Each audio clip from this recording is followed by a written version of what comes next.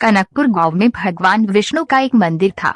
उस मंदिर के आगे एक सुंदर व काफी बड़ा बाग था।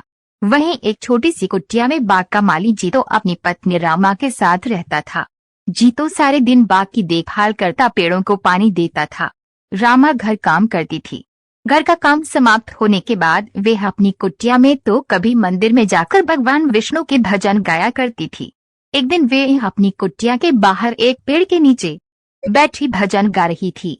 तभी उसे एक मोर दिखाई दिया। वह रामा के आसपास घूम रहा था और अपने पंख फैलाकर नाच रहा था।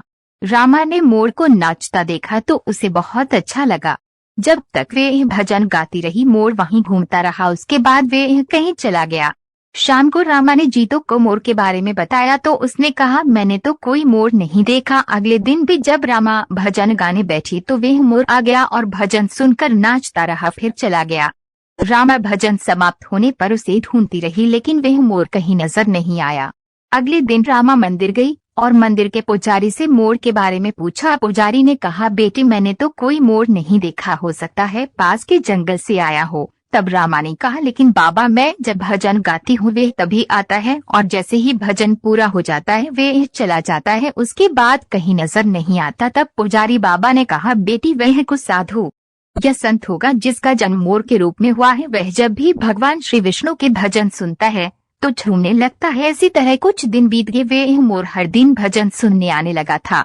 एक दिन रामा ने जीतो से कहा, वह मोर हर दिन भजन सुनने आता है, मुझे कुछ समझ नहीं आ रहा। तब जीतो ने कहा, अरे बाग हैं पक्षी, उड़ते उड़ते आ जाते हैं, ऐसे ही मोर आ जाता होगा। तुझे लगता है वह तेरा भजन सुनने आता है, हो सकता है वह खाने की तलाश में आता है। अगले दिन जब वह मोर आया तो रामा ने बीच में ही भजन गाना बंद कर दिया और मोर के सामने जाकर बैठ गई। उसे देखकर मोर जाने लगा। तब रामा ने कहा, हे पक्षी राज मयूर, तुम साधारण मयूर नहीं हो, मैं तुम्हारे बारे में जानना चाहती हूँ, तुम कौन हो? ये सुनकर मोर रोने लगा। उसने इंसान की आवाज में कहा, माता मैं पिछले जन्म में एक शिकारी था।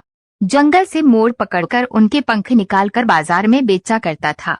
एक बार जंगल में मैंने एक मोर पकड़ा, उसके पंख निकालने के कारण वह घायल हो गया और मरने लगा। तब उसने मुझसे कहा, है दुष्ट शिकारी, तूने धन के लालच में न जाने कितने मोरों को मारा होगा। हमारे पंख निकालने के कारण जो कष्ट हमें होता है वह तू कभी नहीं समझ सकता, इसलिए मैं तुझे श्राप देता हूँ कि अगले जन्म में तू मोर बने और तुझे भी इसी प्रकार कष्ट हो। ये कहकर वह रोने लगा। तब रामा ने पूछा, तुमने जो किया उसकी सजा तो तुम्हें मिल रही है, लेकिन तुम इंसान की तरह कैसे बोल लेते हो और इस श्राप से तुम्हें कैसे मुक्ति मिल सकती है? तब उस मोर ने कहा, आज जब कोई मेरे पंख निकालता है तो मुझे बहुत दर्द होता है, लेकिन इन कष्टों को सहते हुए जब से मेरा जन्म हुआ है मैंने श्री विष्णु नाम का जाप शुरू कर दिया।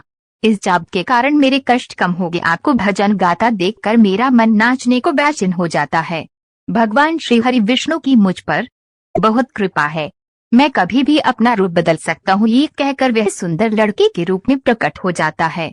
उसे देखकर रामा बहुत खुश होती है और पूछती है, किंतु तुम किसी और को क्यों नहीं दिखाई देते? तब मोर रूपी लड़के ने कहा, मैं इंसान के रूप में रहता हूँ, किंतु जब कोई श्री हरि विष्णु के नाम का गुणगान करता है तो मैं अपने को रोक नहीं पाता और मोर के रूप में नाचने लगता हूँ। रामा ने आगे पूछा, तुम्हें इस श्राप से कैसे मुक्ति मिल सकती है? क्या मैं तुम्हारी कोई मदद कर सकती हूँ? तब मोर ने कहा, माता ये बहुत कठिन है। यदि आप अपने पति के साथ 1 सप्ताह तक बिना अन्न जल ग्रहण किए यज्ञ का अनुष्ठान करें और मुझे पुत्र के रूप में पाने की कामना करें तो भगवान विष्णु की कृपा से मुझे मोर के जन्म से मुक्ति मिल जाएगी और मैं आपको पुत्र के रूप में प्राप्त हो जाऊंगा। रामा ने शाम को यह बात जीतो को बताई। जीतो ने मंदिर के पुजारी से बात की और यज्ञ का अनुष्ठान किया। 7 दिन लगातार यज्ञ चलता रहा। 7वें दिन यज्ञ की अंतिम आहुति के साथ मोर ने अपने प्राण त्याग दिए और 9 महीने बाद रामा के गर्भ से एक तेजस्वी बालक के रूप में जन्म लिया।